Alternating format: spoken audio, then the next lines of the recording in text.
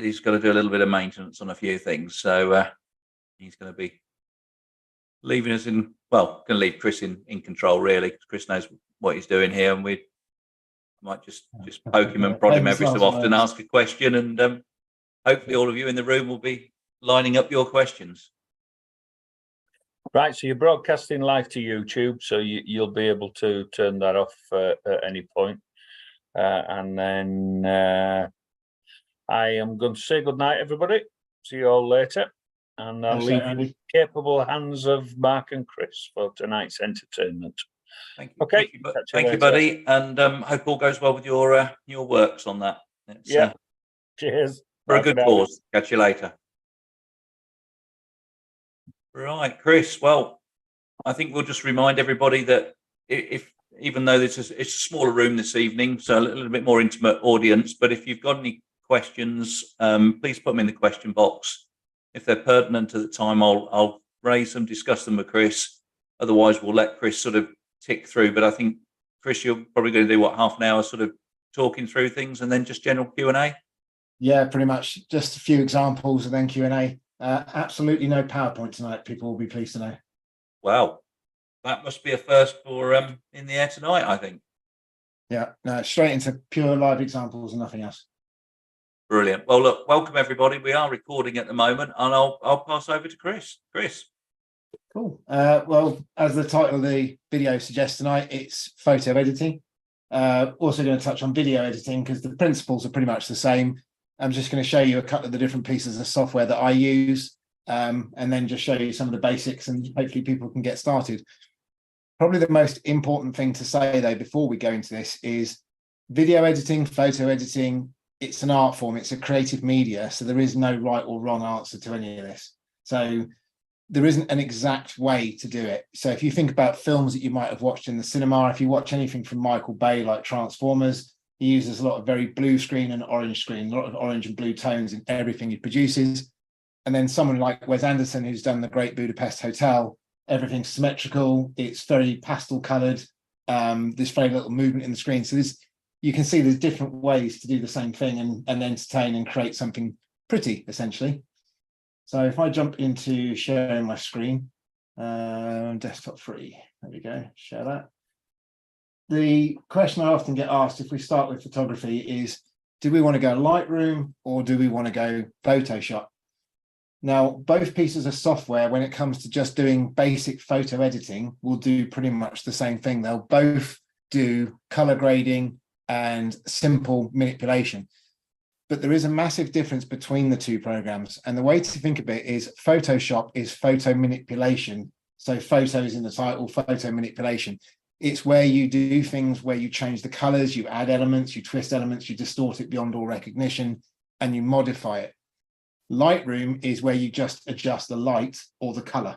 So it's essentially one is color grading and the other is photo manipulation. They can both do the same thing at their core, but when it comes to going a bit further, they're actually very, very different. So I'm going to start with Lightroom because this is the one that I tend to do most of my photo editing in.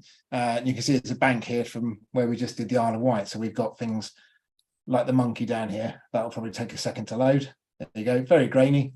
And there's a JPEG coming up. So when you get an image, the first thing you need to do is actually import it into Lightroom. So nothing is in here to start with. So you can import images in there. And the easiest way to do it is to just grab one from wherever you're going to edit from and drag it over and drop it on there.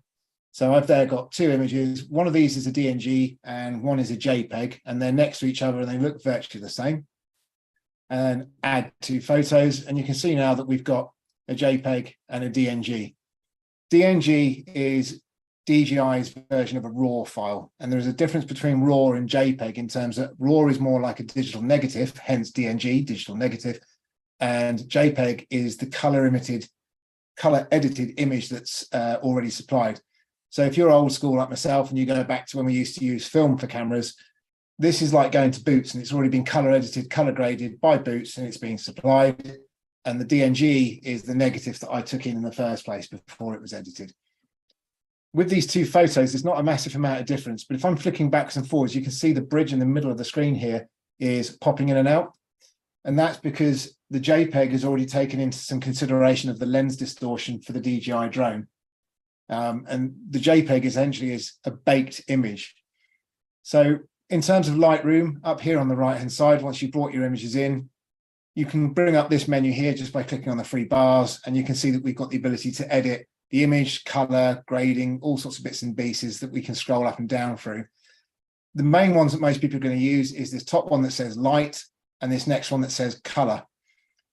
The first two lines of color are probably the best place to start from. Now we could just go up to the top there and hit auto, and you can see straight away it gives us a fairly nice image. But what we can do down here is manipulate some of the basics before we get started. Where it says here as shot, auto and custom, this is the white balance of the image. The white balance is essentially the time of day you took the shot. So this was done around 4 o'clock in the afternoon on a fairly sunny day about 1.5 to 2 years ago. So you can see blue skies. So the Kelvin would be about 5,500. But what we can do is get it more precise by finding something on this page that we know is white and using that white to balance our image. The way to do that is to grab the eyedropper, and the eyedropper now, as we scroll around on the image, we can see it's actually bringing up the center. So if I hover on the bridge, you can see it's brought up the burgundy of the bridge. If I pick a bush, we can see the different greens and browns. So I'm now looking on this image for something that I know of that is very white. So we've got the side of that building up there. We've got the side of the shop over here. Or if we really wanted to find something small, we could look at one of these little windows up here and just try and get onto the frame. As soon as I select onto one of these, it will balance the color of the image. And what that's done is it's given me a more natural green based on the time of day that that was shot. That's actually only done a very minimal change of +1 and -2 on the temperature and the tint. And that's because it was shot fairly well in the first place. If I had an image that was looking a bit more blue like that, that's where the white balance is cold. And that probably means that the image was shot at around 3,500 Kelvin on a sunny day rather than 5,500. So you could use that temperature to bring the image up and make it warmer. And likewise, if it's too warm like that and it's a bit orange, that means you probably shot at 6,500 Kelvin at a later part of the evening, say dusk, when the Kelvin should have been 4,000. So again, you can bring it down. Like I say, you can just hit auto at the top, and auto is pretty much doing what I set there a second ago. Vibrance and saturation. Vibrance and saturation, very personal here in terms of what you want to do with an image. You can really ramp up the colors, or you can make it black and white by taking the vibrance up to the maximum or bringing it away. The issue when you go too far, if we start to look at the water down here, you can see that we're getting a massive amount of pixelation. This is color distortion. So with any of these settings, if you go too far, you will destroy an image. So that's with the JPEG. But if we flip to the same thing now with the DNG file here and do exactly the same thing and bring that right up, you can see how the water hasn't disintegrated anywhere near as much in terms of the quality. So that's the key difference between a JPEG here and a DNG. The DNG being the digital negative, I have a lot more data here from the original computer sensor than I have from the image that DJI has created for me and said that's what we think it should be. So this is the key benefit of doing a JPEG versus DNG. Doing the DNG, we can keep more of that data and information available. So just going to hit auto up there and bring that back down to normal. The color saturation, you can pretty much go where you like on the vibrancy. I normally do something like 10, 20, somewhere around there for the saturation. Saturation is very similar to vibrancy, but it kind of works slightly different. Then up the top here on this section on the light, you've got exposure. So if we took the image and it was fairly dark, when we took it, we can pull the exposure up. And likewise, if it's overexposed, we can pull it down. And the rest of this equates to the highlights, the medium, and the lowlights. So if you've ever heard the expression dynamic range on a camera, anything that's really bright is going to be up here in the skies, or the whites of the buildings down here, or anything that gives us a reflection. Anything that's black is going to be down here in the shadows of the bridge, the darks of the trees. And anything that's classed as a medium or a shadow will essentially be these kind of darker browns, mid-tones of the trees up here, the browns of the bricks. So when you have a high dynamic camera range, something that exposes well for the sky will still expose well for the dark shadows. Something of a low dynamic range can either get one or the other. This is a shot on a DJI Mini 2, so dynamic range isn't the best. But what we can do is we can manipulate it. So we can pull around with the exposure to find out roughly where we think the light is right. We can then come down to contrast. Contrast will essentially wash the image out. So if we've got a very dark image like that, that's got too many dark shadows, we can pull the contrast down and bring some of that shadowed area back. And again, if it looks a bit milky, we could bring the contrast up. Highlights, when we pull the highlight slider up and down, you'll see buildings like this white building down here and the sky essentially start to disagree. So when the highlights are too high, we're basically controlling the bright area of the image. If you take the highlights too high, we've now lost the cloud definition. And again, if we bring it down too far, the clouds then start to look artificial. So it's a case of trying to find somewhere that you're happy with. Shadows will affect, as the name suggests, the shadow areas. So if we pull the shadows down, we can make a very strong dynamic image here with the darker areas. Or if we wanted to try and bring it up and say, look, I want to see what this is down here in the bottom left corner, I can bring the shadows up. Whites is, as you can see there, it's anything that's white on the screen. So it's essentially the houses, the building, and the sky. And then blacks will be the shadows down here. Now, one of the things that's very useful to know if you're using Lightroom, and the same works on Photoshop, if you're trying to work out what you're adjusting and you're not sure with these sliders, before you grab the slider, press either the Option key on your Mac or the Alt key on your PC. And then when you grab it, you can actually see the section of the image that you're playing with. So you can see here, the highlights is actually just this row of buildings, the front windows. Yep. There's nothing, no highlights there in the sky. And essentially you might want to just bring it back, the highlights, until you get an area where it feels kind of right. So up here, we can see we've got so much white there in the building that it looks wrong, the bright yellow of the building. But if we tone it back, we can get to an area where the white is just showing through, and that gives me a nice, comfortable balance. Same with the shadows. If I press the Alt key, you can see where the shadows are. Yeah, and I'm basically, again, trying to bring my shadows to an area where they kind of feel kind of right, where I haven't got any weird color aberrations going on. And you can do the same with the whites. So again, that was the whites. Pretty much whites are always the same as highlights, apart from the sky up there at the top. So here I'm trying to just bring it in the clouds so that I can see clouds without it being too much white like that. I'm bringing it back until I can see cloud shape, which is about there. And then same with the blacks.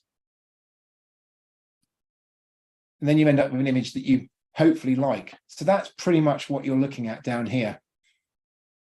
These are all, like I say, personal taste. There is no right or wrong. When it comes to fine tuning, you could say, I want the bridge to pop more. What you can do is the color mixer.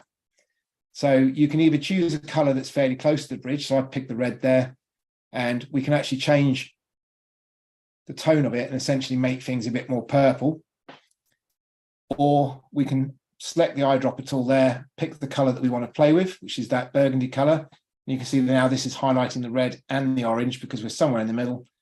And we can change the colors to make things a bit more pink, for example, in the bridge, or orange, just by playing with it.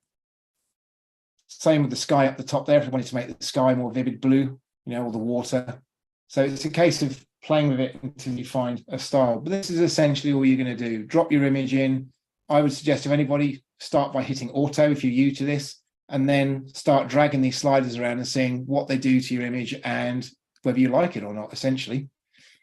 There are a few other bits in here. We can crop and straighten an image here with the crop tool. So you can change the shape, the format. So for example, if we wanted to get rid of all the bushes and just keep the bridge in there, we can bring it, zoom it in. We've got spot healing and some other bits we can play with. But that's basically Lightroom in a nutshell. Very simple, straightforward photo color manipulation. The benefit of Lightroom is if you've brought in 100 pictures, there'll be across this toolbar on the bottom, like a cinema slide of hundreds of images. Once you've edited one and you're happy with it, you can select your photo settings up here, copy, and then you can actually copy the settings that you've put onto one photo onto 50 photos. So if you've taken 50 photos looking in the same direction on the same day in the same kind of light, rather than having to photo edit every single one, you can essentially come down here, copy your settings, copy edit settings, and you can select which ones you want to copy and bring them in. Photoshop is very similar if I was to just bring in a single raw file to start with. So I bring that onto the screen. It brings up a pop-up, and you can see pretty much we've got the Lightroom board. So it's exactly the same as what we had a second ago. We can just click auto. We can go down through all of these different settings. We've got the same down here for color coordination and editing.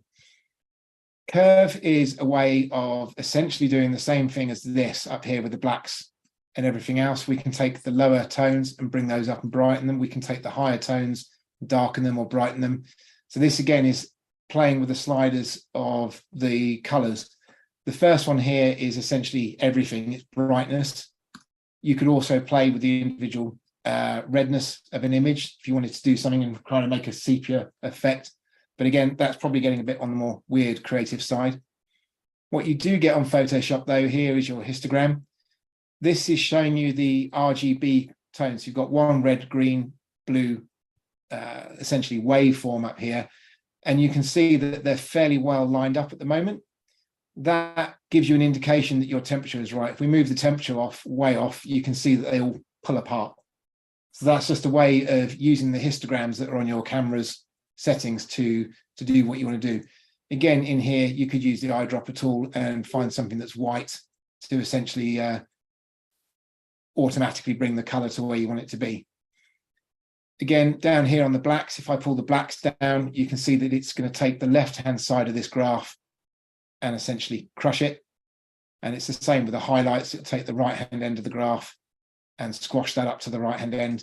So again, playing with those, you can see what it's doing up there. When you get really good at photo editing, which is probably a little bit beyond me still, when I do video editing, I tend to do a lot of my video editing looking at the graph rather than the image, because I'm trying to get everything lined up a certain way. Once you've got your image and you're happy with it, so again, I'm just going to hit auto. We'll open that. That will then open into Photoshop. And this is where Photoshop gets far more creative and powerful than Lightroom. So at the moment down here, if I zoom in, we've got a couple of pedestrians here on the bridge. Let's say I wanted to get rid of them. Up here on the left-hand side, we've got things like the spot healing brush. And we could come down here and try and blot them out and remove them from the image. What you'll sometimes get is what we've got there. You get like a blur of a ghosting of it, which isn't ideal. So in that sort of situation, things that you can do is you can use the clone stamp from up here. The clone stamp, essentially you pick something that's fairly similar. So if you press the Alt key to select, and then when you move across, you can copy it and paste that onto the image. The issue there is now I've got two litter bins. So choose wisely is the answer in that one. The other thing you can do with Photoshop a lot is photo manipulation. So I'm just going to drag a couple of images onto the screen to show you the kind of things that I've done with Photoshop in the past. So this one here shows all the bits and pieces that I've edited on an image to get it how I wanted it. So this was the original image and it was done under long exposure. So you can see on my head down here, I have like a ghosting around my head where I'm blurred. So I wanted to fix that. I wanted to get rid of some of the bits that pulled my attention, like the footprints in the sand. And Photoshop will let you do that. So we can see that on this image now, we haven't got the shadow around my big nose, got rid of that. We got rid of the yellow flag up here on the post.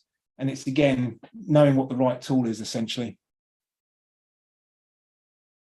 The good example I've got for that one was, this was done for a project a while back, where we took an image. The original image is here on the left-hand side. So we have me, when I used to have some hair, blue backpack, drone on the backpack. There's a backpack on the gravel on the stones down here. If you can just about see, there's a head from another walker sticking up just over this tree line. There's an aeroplane flying through the sky up here. It's all gone on this right image. The walker's gone, the backpack has gone, the aeroplane's gone from the sky.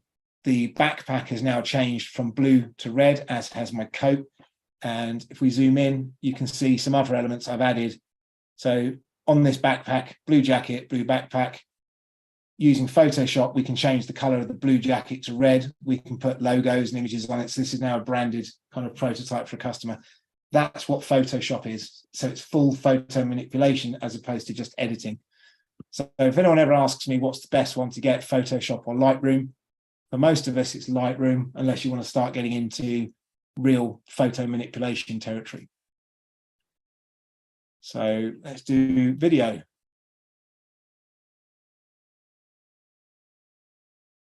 So this is Premiere Pro. Most video editing or most laptops and computers will offer something that looks very similar to this when it's stripped down. Premiere Pro can do the basics, or it can go to very high advanced video editing. So this one here essentially has multiple screens. You can customize them to what you want, but this one up in the top right corner is going to be the preview window where we'll see what we're going to see. This bottom right-hand window will be a timeline, and up here we'll have effect controls, and down the bottom here is project. You can double-click on the project box and select what you want to bring in, or you can do what I'm about to do here, which is literally just drag it and drop it. Once you've got something in your project box, you drop it onto the timeline. And as you can see straight away, this opens up the preview window for that, and it also opens up the editing information that's available to us as a basic. This piece of video here, you can scrub up and down the timeline and you can see what the video does. And this is pretty much what some of the free software will do on most of the PCs.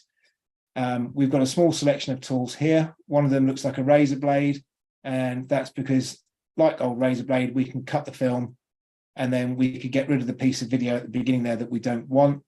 And that's essentially how you edit and crop bits together. We could bring in some music.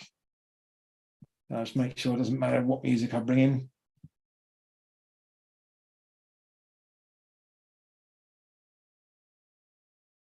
It doesn't want to drop off. That's great. Do it that way. Music.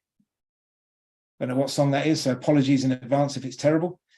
You can bring in some sound. So these top ones here are all video. We can move the video up in layers. We can bring it down the layer. And same with the music. So you could add in voices, music, bits and pieces, and then you can play it through and get an example of what you're doing.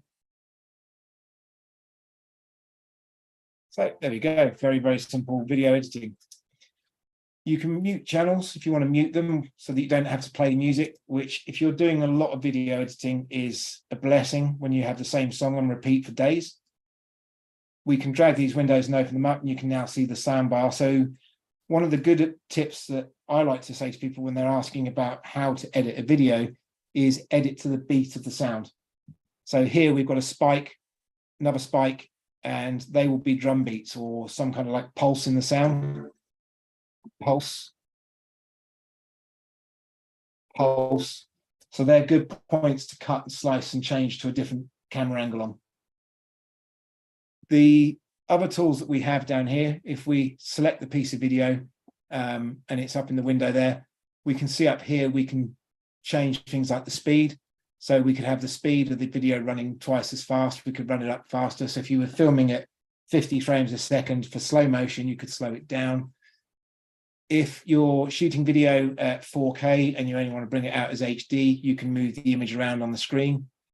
So that's your position tool. What we also have though, and up here under window, we can bring in various different bits and pieces, but lumetri color is pretty much the same as what you were doing in Lightroom and Photoshop. So at the moment, this piece of video here was shot using log. So that's why it looks all very gray. We've got a nice sunset over there, but it's very gray looking. When we go into basic correction here, again, you can just hit auto and it will do a reasonable job. But what we have up here is input for LUTs. LUTs are lookup tables. So if you're shooting log, one of the things that you can do on DJI drones is you can go to the downloads and you can download their log files. And that's D-log there. And you can see straight away by putting the log on, it adds a lot of color back to the image. And the reason for that is that it's taken the dynamic range and brought it back to where it should be. That's essentially what log does. It compresses the dynamic range. Again, we've got a white balance tool there where we could look for something that's very white. So probably the side of the hotel up there. And you can see that brings color in. And it's doing exactly the same thing that we were doing in Lightroom and Photoshop, where if we want to make it look cold, we can bring it cooler, we can make it look warmer. You know, you could make it a bit of a pink sky if you wanted to have a bit of a moon or a Mars sunset.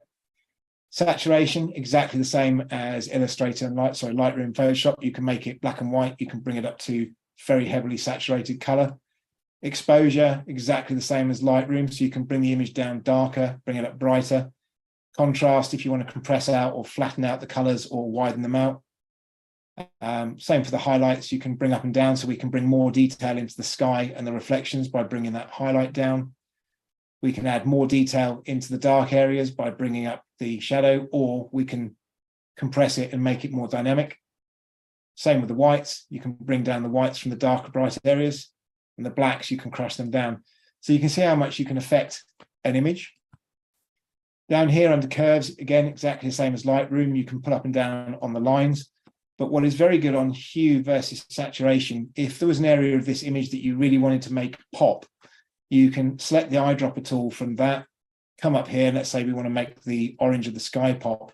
By clicking on that, you can see that we've now got this orange line dot that's appeared on the line. If we pull the middle one up and open this up, you can see that we're putting all that orange and red very bright, or we could take the orange and red completely out of the image. So that's essentially what we're doing there. So that's pretty much photo editing in a nutshell, really. It's essentially personal taste. There is no right or wrong. Some people might look at this and think, God, that's awful colors. Somebody else will look at that and think, I really love the way you made everything look pink. So there is no right or wrong. Chris, just a question from me on this. Yeah. Obviously, quite slightly more complex, one would suggest, with video editing than a still, because the point is that if you move your frames on 10 or 15 frames, it may be a different image, and you've already rendered it. So how do you sort of compensate for that? Do you have to? So if I'm editing a video, what I can do here, if I drag that back out to the right, the bit that I sliced off, I can actually bring back. Right. So you can grab, in Premiere, you can grab the ends to trim it as well as the razor blade. So if I bring back the part from the beginning, in fact, I might have a slightly better one for doing a demo to answer this question with that one. So drag in different video clip. There we go. So the reason for bringing this video in is, I think this will kind of answer your question.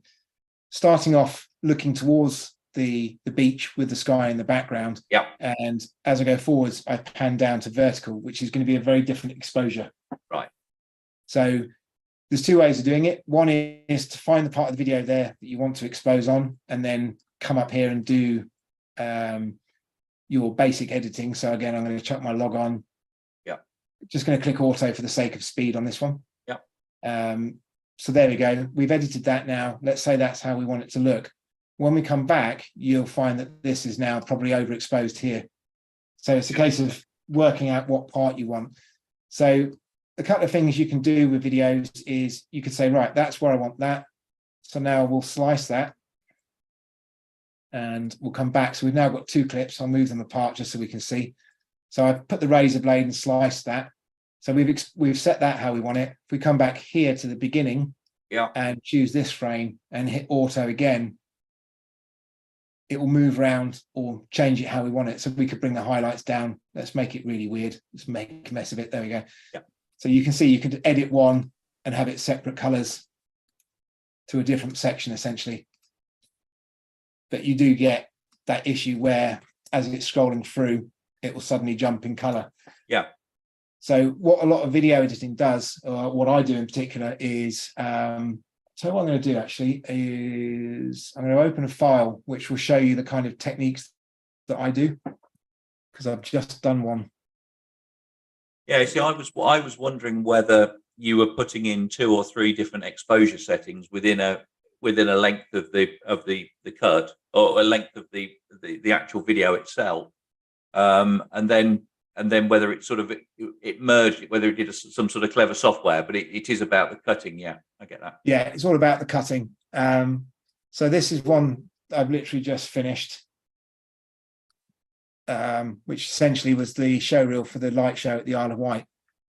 So this image here was shot on one drone facing from quite high up. So this was shot on an Inspire 2, whereas this was shot on a Mavic 3. Right. So two very different shots. So essentially I've sliced them, as you can see down there, and created a blend as they go through, so that I get a transition from one to the other. Yeah. When it comes to editing images and sliding stuff together, the best advice is to try and find shots that go together and create a nice flow for the human eye. So if your eye is being drawn up to this top left corner in one shot, and the next thing you show them when you skip to the next frame is all the way over here on the right, the human brain struggles.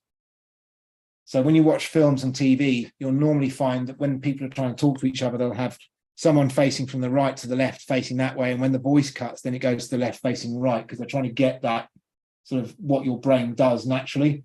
If you had both people on the left-hand side facing away from you to the right, you can watch it easily, but your brain sits there and goes, hang on a minute, who are they talking to? So there's all kinds of things that can go on. When it comes to editing videos, there's a load of really good tutorials on YouTube where you can get tips and hints. So with this slider down here, you can zoom in and out. And what we've got there is I've added a cross dissolve. And what that does between those two images, you can see a soft dissolve. Yeah. I get rid of that and come back, you'll see that that snaps instantly across. So there's various different effects you can add. When you come down here to where it says the project, untitled, and effects, down here, you've got various effects you can add. So if you want to do a dissolve, you can start typing it, and you've got cross dissolve. If I take that one off for a second, we have dip to black. And dip to black, as the name suggests, everything fades black, comes back up to white. You've got dip to white, which is obviously the opposite of dip to black. There is also things in there where you could have like a star wipe, you know, a sweep up. So all creative. My advice is don't do any of them personally. Most of them are very distracting to the eye. So when you get these really fancy kind of star wipe effects, they go great from the 1970s TV programs, but on the modern video, very distracting. Yeah. I tend to use a dip to black at the beginning just to get that kind of momentary fade in, because it's easier than adding something on top. An additive dissolve, if I want a soft dissolve between two things so that you get that temporary crossover of both. And then quite often it's just straight snap between the two images. Well, one thing I found, again, and I'll come to, there is one question sitting there, but one thing I found as well, I did a little bit of editing a while back, many years ago actually, and I was doing it to a soundtrack. And the most complex thing that I found was trying to actually get everything to tie in with the sound. Eventually, you were slowing little parts of the video down.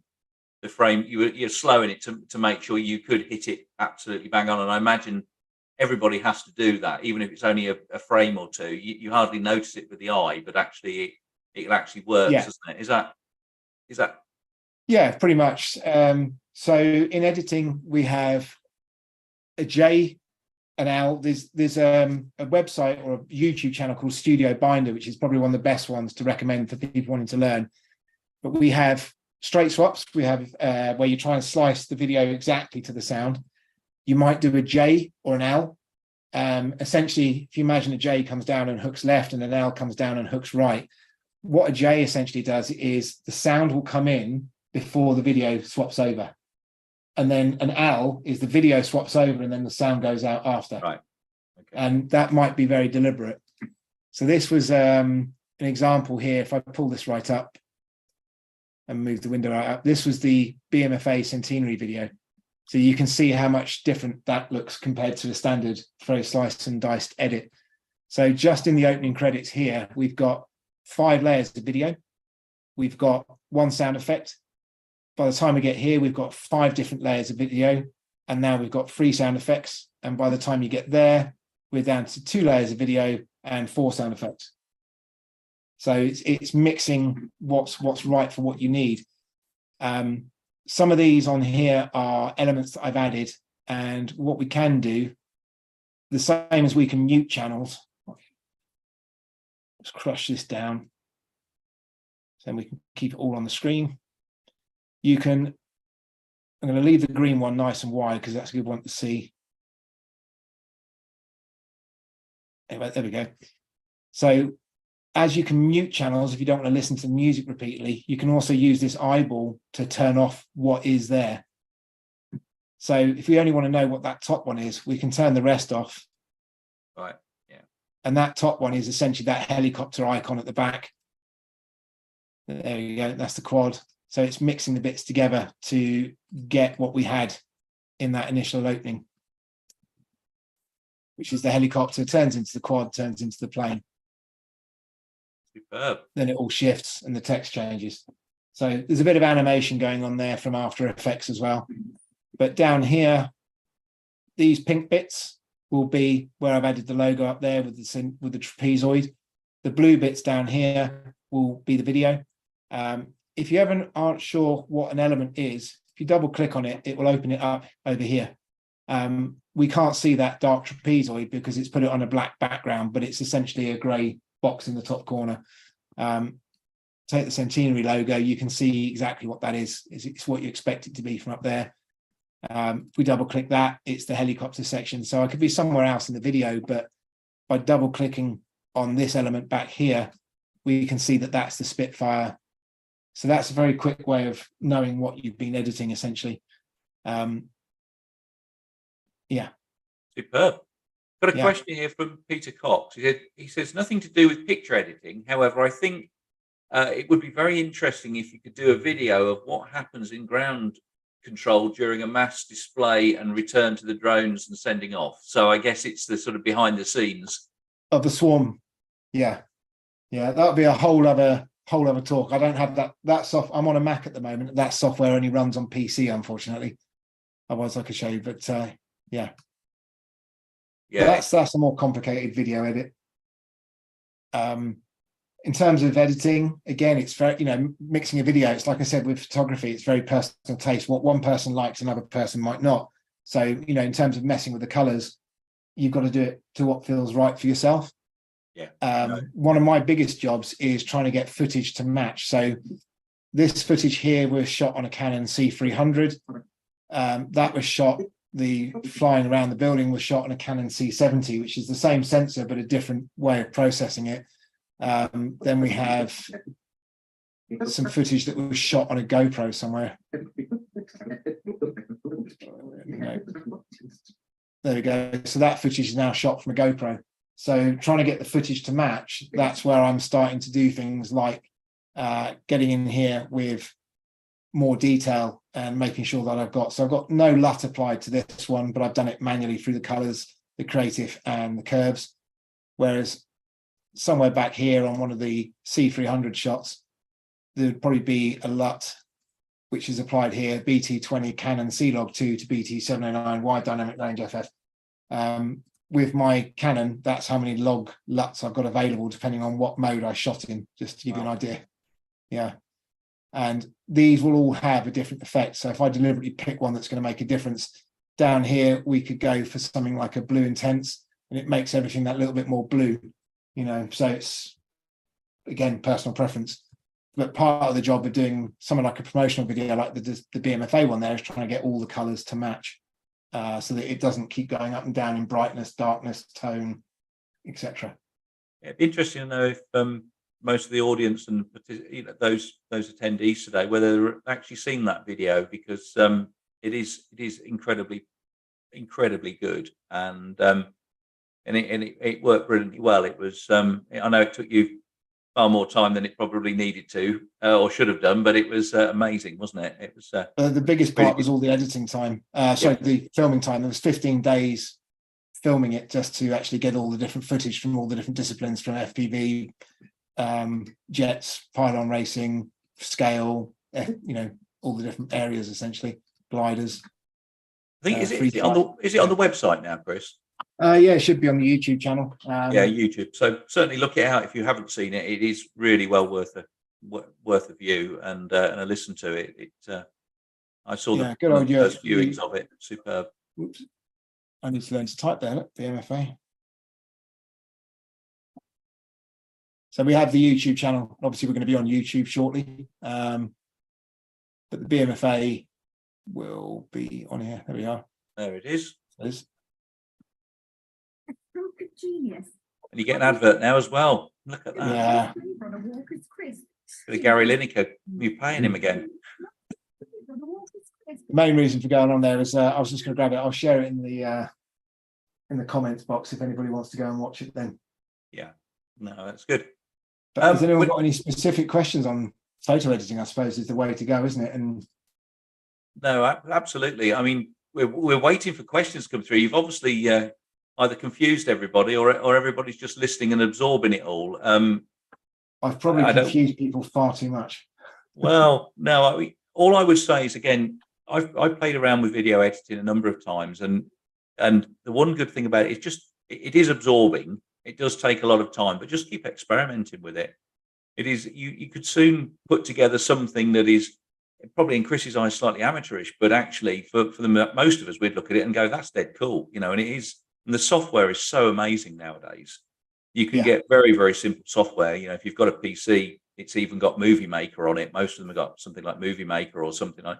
They're Absolutely. pretty impressive. I mean, it's photo editing and video editing. It's the same comment I made last week. We can be too keen to just use automatic to take the photograph, and we can be too keen just to put it out as we shot it because that's what's easy. But the best thing is to have a plan. Yeah, no, absolutely. You know, and that's what it's all about. There's some of the things that I found frustrating, and I understand why. That, you know, I wanted to put certain soundtracks on, but they've got copyrights, and some of the software you're using, it does actually seem to check what music you're playing on MP3s or whatever it used to be. I don't know whether there's not necessarily any way around that, because I think even Facebook take those off now, and others, if you put something on with some music on there that you shouldn't be using. But you know, you just play with it, enjoy it. It is really good fun, but it is absorbing time wise. You know, you can spend hours and hours and hours to the early hours of the morning playing around with things. But yeah. What other software would you use, Chris, if you were sort of starting off? If I was just starting off and I was just playing, I'd probably use whatever's free on the computer just to get a feel for it. In terms of photo editing, I've got the full Adobe package because of what I do for work. So I've got After Effects, Illustrator, InDesign, Dreamweaver. The list goes on. There's about 30 pieces of software, but it does cost £60, £70 a month. So it's not a cheap investment. You can get Photoshop elements. So you just get literally just that kind of half a package of Photoshop. You don't get the full Photoshop, you get half of it. And that's probably enough for most people if they just want to slice some photos apart.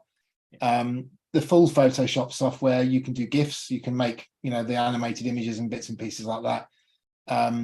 Lightroom, again, you can order that just as a single program on its own.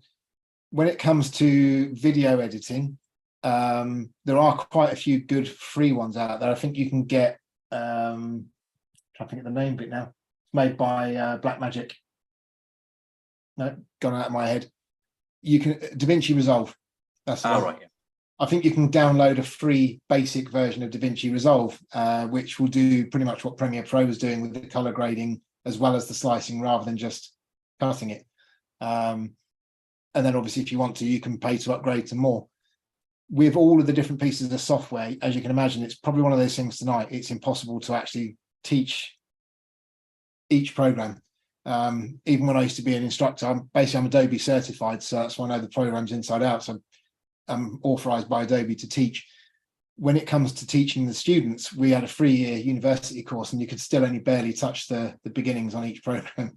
So my advice is to just decide what program you want to use. So let's say you want to use Photoshop, for example, and then when you've got an image and you think, right, I really want to make the sky, the sunset pop on this image, go onto YouTube, how to make sunset pop on Photoshop. And there'll be someone on there who's done a tutorial just on that one element of Photoshop of how to make the color really sink in the sky, rather than trying to learn everything. And that's the easiest way to learn, is learning bite-sized chunks. And interestingly, Chris, you just answered the question that Daniel's put in there. He said, "Is there any recommended training courses for video editing?" And I was going to just answer that one, and as a starting point, unless you're going to do this really, really seriously, YouTube. Just go at it and ask YouTube. I work with graphic software all the time. That's my job, and like Chris, I spend thousands a year on software. Now, what I say to staff that I employ or other people that are learning, get into it, but just you can go onto YouTube. You can find somebody who's done it. All the information's there, and it's the easiest way. I think sitting in a course, they used to do all these courses at Tech College and various things, and I've sent people on those in the past. But the problem is, it's very, it's sort of monotone. It's just very much it's by the book, and you need to expand. So my advice would be so go on. No, my advice would be try it, everybody, and then just get these YouTube channels and find them. It's everything you need. I do some very, very detailed 3D modeling, sculpting work in various different CAD packages. And I have to go on here. I've been using it for 20 odd years, nearly 30 years now, AutoCAD and things like that, and I'm still going on and learning. It's the best way. But Chris, sorry, it's your show, but that's how I feel about I agree. Absolutely. Go on and learn. I just screen shared YouTube here, and literally I've just typed in Premiere Pro tutorial. Down here, Adobe Video in Motion will be one of the official channels. So they'll be putting out official tutorials. The Adobe Video in Motion ones, they tend to expect you to have a core understanding, because normally they're trying to show you an element. But you will get loads like this one here, Premiere Pro tutorial for beginners 2022, updated for 2023.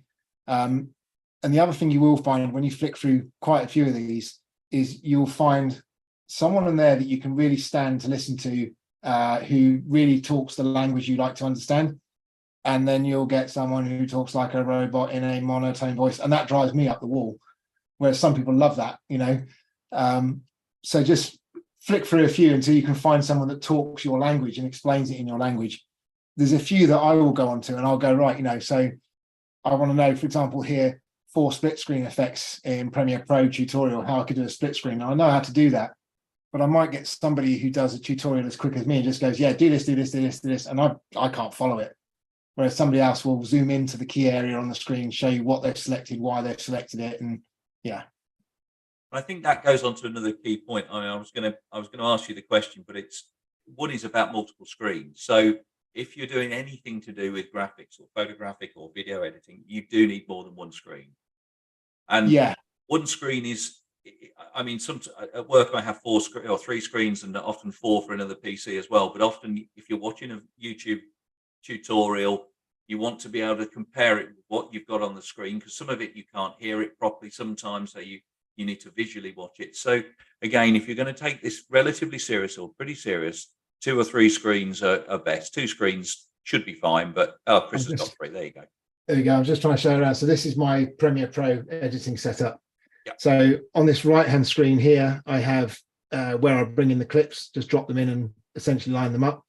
In the middle here, you can see there's the actual timeline that I'm editing through, what's being edited, the effects controls, bits and pieces listed up. And then on the left-hand side is my preview screen. So essentially I can see everything. Now, some people might put this preview screen up here on the top and then have these two side by side. I do this because I've got a 28-inch 4K, a 28-inch 4K, and then a 34-inch ultra-wide 4K. So it just, that's what works for me. Well, that's good. At least we're saying the same thing there, and that was completely off the cuff there. But that's but it is the sort of thing that it can get a little bit expensive. But I think two screens is sensible. Yeah. 3 is becoming a bit more pro, admittedly, but you certainly need two screens to do most laptops now will let you plug in a small cheap TV. You don't have to go out and go mad. You can buy a cheap monitor for £80 to £100, or buy an old TV for 50 quid on Facebook. Make sure you check it out before you buy it. Actually, before you say that. Just talking about hardware, Chris. I think you're on Mac, aren't you? Yeah. So I've got a very high-end Mac. So I've got a laptop which would do most of my basic editing. That's got 8 gigabytes of RAM, a 1 gigabyte graphics card, 16 gig of RAM and a 1 gigabyte graphics card. And then I think I've got an i7 in there. So it's a fairly good processor. most of the students that used to come to the uni we were teaching could get away with an i5 or similar. They didn't have to go i7. It just took them slightly longer to do batch editing. But an i5, 8 gigabytes of RAM and a 1 gigabyte graphics card, and you should be okay. One thing that is critical for a lot of the Adobe software, especially things like After Effects, where you do any 3D rendering, some of the software works better with certain brands of graphics cards than others. So if you know what you want to do, and for me, I don't do much 3D editing, so I'm using the Ultra. I've got the new Mac Studio in here with the M1 Ultra, so it's 64 cores, it's bonkers fast, bonkers powerful, but it will do a lot of heavy lifting on video editing. I can actually run, I think it's 32 channels of 8K video at once. That's how much capabilities in the machine. And then I've got probably 40 terabytes of SATA hard drives for storing everything on. Most people probably just want a normal 2 terabyte basic hard drive. They don't need anything high speed access. One thing that you can do to accelerate your video editing, especially in programs like Premiere Pro, is called proxies. It would take me 20 minutes to half an hour to explain proxies and teach you proxies. But if you are seriously getting into videos, a proxy essentially is like editing the thumbnails. So you're editing very small size files. But what the proxy does is it sets the proximity and location for the original file. So when you've finished editing on the proxy and you click OK, it renders through and does the full edit on the original file. So when you're in the editing suite, if your program's running really, really slow all the time, you can drop the resolution down, you can use proxies, and you can do a lot of things to speed it up until you actually have to render at the end. And render is where we export it out as a new file. Fantastic. That's brilliant. Can I just ask, obviously everyone's a little bit quiet, so I don't know whether it's overwhelming or just, again, absorbing, but what are most people using software wise, or is everybody sort of new to this? It'd be quite interesting to know. If you want to put it in the chat box or the Q&A box, it'd be interesting to know what people might be using. And I'll watch it. I'll watch the Q&A box and chat, but it's interesting to know if anybody's. One piece of software and equipment I would recommend for a lot of people to have a try with is some of this new AI-based stuff. So if you've got some of the new GoPros, some of the new DJI drones, they can do automated edits in their apps. So you could slice stuff up, and let's say you've gone on holiday, you've taken your drone with you and you don't want to mess around. Let the app do it. Let the app put something together.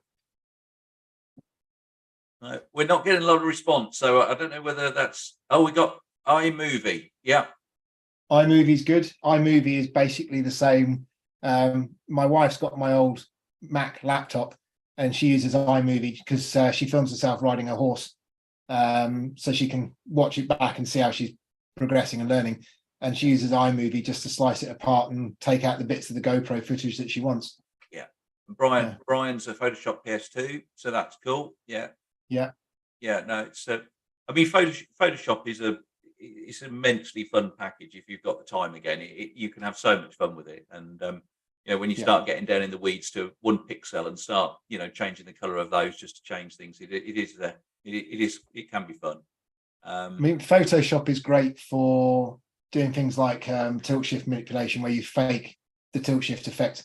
Tilt shift lenses used to be, if you were photographing up a building like a skyscraper, it gets narrower as it goes up into the distance because it's that whole vertex of the horizons.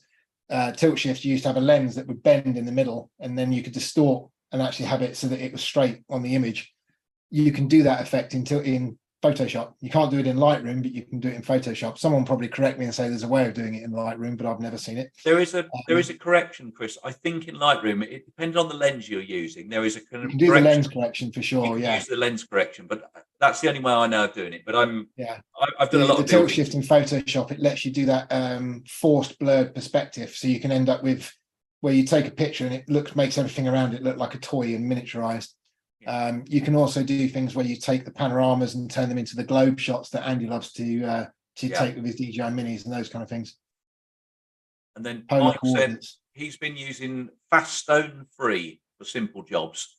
Not one I know, but Chris might know that one. There's quite a few free ones that you can find online. If you just go into Google and type free video editing software, you can normally download something. just be careful with some of the dodgy websites. If it looks too good to be true, then they might be trying to download a virus onto your computer. Yeah, Roger's just asked, any views on DJI Light Cut? Yeah, it's a great piece of software. It's got that element, I believe, of being able to do automated cuts as well, isn't it? Where you can slice stuff together. I've not really used it much myself, but I've seen the results from it, and it's all been quite impressive. So, yeah, fantastic, brilliant. I think any tool's good if you're willing to use it. The worst tool is a tool you don't use. Yeah, no, absolutely, totally get that one. No, I think we've all got software that we've sat on our machines for a while and we don't use it. But I think certainly if you go for some of the mainstream, there are so many tutorials out there, and that's the key to it. And actually, some of these subscriptions, if you do take them up, you can cancel them quite quickly. You don't need to subscribe for a whole year. You do them on a monthly basis, and if you do find it overwhelming, you can always just cancel that and move on. Yeah. But I think, I would applaud Lightroom is superb. Photographs, it's just it is absolutely superb if you're serious about photographs. I think, yeah, definitely. I mean, I've got various businesses. One does roof inspections. We'll go and take 500 pictures of the roof of a warehouse. It's the most boring topic. So nearly every photograph's identical. And Lightroom is my go-to because it's the way of editing 500 identical photographs very, very quickly. Having just done the Isle of Wight, we did some photographs where we wanted publicity images. So it's literally pixel peeping, where we're going into individual pixels and trying to make it as perfect as we can. And also, fixing bits. So Photoshop for that. Yeah, it's all about using, it's like a Phillips screwdriver won't go into a slotted straight hole. So it's making sure you've got the right tool for the job. Not without an angle grinder. No. Yeah. Oh, that's brilliant. Well, we've not got any more questions, so we've been light on the questions, and I think we've just gone to the 8 o'clock mark, Chris. So unless anybody's got any quick questions there, or if you would like to summarise anything, we can probably have an early bath tonight. I think the only summary was to just get out there and have a go. Don't be put off by what looks complex on some of these software. Some of them look very complicated and hard to learn, but there will be YouTube tutorials galore. From different people in different formats that you can, follow along with and learn. Don't try and learn it all in one day because it's virtually impossible. I can't squeeze it into a 30-minute talk. So, pick an image, decide what you want to do to that image, and then ask Google to explain it, or ask YouTube to explain it. And there probably will have been someone that's done it. Brilliant advice, Chris. Thank you very much, and thank you everybody for attending. We've enjoyed this evening. I've certainly learned an awful lot, and I hope everybody else has. And I can't tell you what we've got on next because I don't know. I would need to ask Barry and Andy. Andy's busily repairing a few things, and Barry's preparing for a world championship. So there's been quite a lot on. But I know hopefully we're back in 2 or 3 weeks, if I remember rightly, maybe a month. And we'll let everybody know on the usual channels. But yeah. Thank you very much, everybody, and we'll thank Chris again. Thank you, Chris, and we look forward to hearing from you all soon. Thank you. I'm going to stop the live feed. It sounds like I'll probably need to do a talk on drone swarms next. Well, Chris, that would be immense. I mean, it is pretty impressive. Since was it Chinese did it first, didn't they? Was it at the Beijing Olympics? Was that one of the first? I can't remember who did it first, actually. I mean, I've been involved with it since 2019, but it's bounced around a lot. It's gone from very small. One of the first ones I saw doing it was Dronisos, which was a French company that took the Parrot Bebop, and they basically put their own electronics inside. So they just used the airframe and the motors. And it had a vision positioning camera looking down from the drone straight at the floor. Wow. And it could pick up coloured squares. So it was using coloured squares on the ground and contrast to know its location. They were on Britain's Got Talent. They had about 10 of them going around in a circle in a figure of 8. Oh, right. Okay. Sure. We're talking several years ago now, and that was exciting. Dronisos now, they've evolved their software. They've now got thousands of drones. They're a French company, and they regularly do shows at the Disney lot. on the Disneyland Paris. It is fascinating, and you know, who knows where it all goes. You know, it's just We drone on. yeah. Right. On that note, On that note, on the bad dad joke, I will no, you're more than welcome for those. I'm going to crack on, mate, 'cause I'm going to go and have some dinner, and no worries. and then I've got a little bit of work to get ready because I've got a World Championships coming up in 3.5 weeks. So Well, good luck to you. thank you, and yeah, I won't be getting any drone footage. We're not allowed to have drones anywhere near anything. Would blow everything away, wouldn't it? Well, they're more concerned about cheating, believe it or not, Right. because people could put sensors in them and do various different things that we can't do. So yeah, Like it. there's lots Yeah. of things, but there we go. All right, I'll end it for everybody, and yeah, we'll catch up soon. Cool. All right, you be safe, buddy. Catch you soon. Cheers. See you later. Cheers. Thanks, everybody.